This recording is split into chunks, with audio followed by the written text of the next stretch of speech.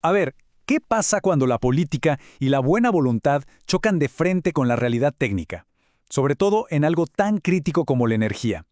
Hoy vamos a desglosar una historia fascinante, la cooperación energética entre Cuba y Venezuela. Imaginen esto, se firma un acuerdo que promete básicamente arreglar la red eléctrica de un país. Suena increíble, ¿no?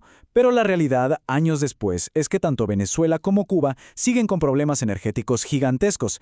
Entonces, la pregunta es casi obvia. ¿Qué falló en el camino? Bueno, para entender todo este embrollo hay que retroceder un poco. Vámonos al principio de todo, a esos acuerdos que se firmaron con mucha pompa y, bueno, con mucha afinidad política, prometiendo un futuro energético brillante. Ok, aquí tenemos la línea de tiempo. Todo arranca en el año 2000 con un convenio de cooperación bastante general.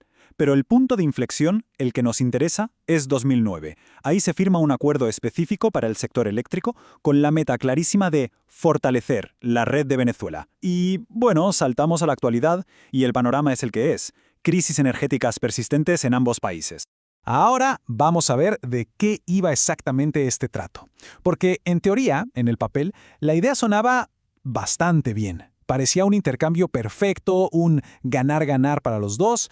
La cosa era así de sencilla. Venezuela ponía el petróleo subsidiado, que era oxígeno puro, para la generación eléctrica de Cuba. Y a cambio, Cuba enviaba a sus expertos su conocimiento técnico para ayudar al sector energético venezolano. Básicamente, recursos a cambio de cerebros. Y ojo, que el intercambio iba y venía. Teníamos casi 100 trabajadores cubanos en Venezuela en una misión energética. Y del otro lado, Venezuela mandó a unos 22 especialistas a Cuba después de un huracán.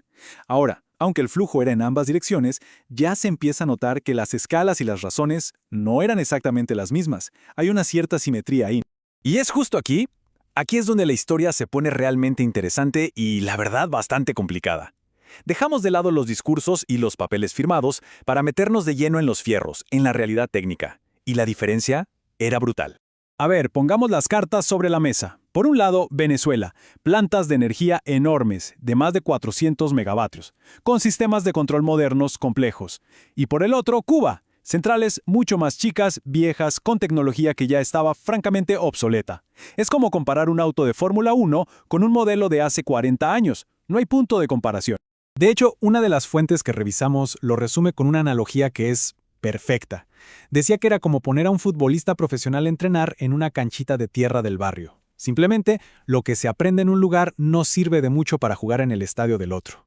Y si vamos a lo técnico, a los detalles, el problema se ve aún más claro. Las plantas venezolanas necesitaban ingenieros que manejaran conceptos súper avanzados. Hablamos de ciclos termodinámicos complejos, sistemas de control escala modernos, cosas de alta ingeniería.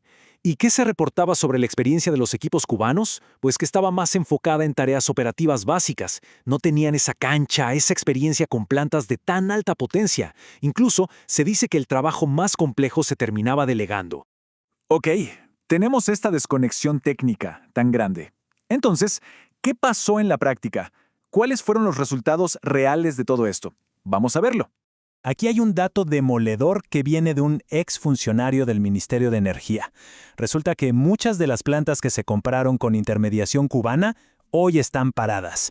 ¿Por qué? Falta de repuestos, falta de mantenimiento adecuado. En resumen, fue una inversión que al final del día no solucionó nada de fondo. Y aquí viene la gran ironía de toda esta historia. Mientras Cuba supuestamente exportaba su conocimiento, en casa la situación era crítica. Miren este gráfico. La generación eléctrica en la isla apenas daba para cubrir entre la mitad y un 70% de lo que la gente necesitaba. Es decir, el que venía a enseñar apenas podía mantener sus propias luces prendidas. Al final, ¿cómo se puede catalogar todo esto? Pues como un fracaso sistémico, así de claro. Porque a pesar de todos los acuerdos y la cooperación, la situación no solo no mejoró, sino que el deterioro siguió su curso. Más apagones, sistemas cada vez más viejos, y esto pasó en ambos países. Entonces, llegamos al momento de las conclusiones. ¿Cuál es el veredicto sobre esta alianza? ¿Qué podemos aprender de toda esta experiencia? Creo que todo se puede resumir en una sola pregunta. Una pregunta que es casi de sentido común. ¿Cómo es posible que un país que tiene su propio sistema energético al borde del colapso pueda enseñarle a otro a salvar el suyo? El análisis es bastante claro. Fue un error estratégico de manual.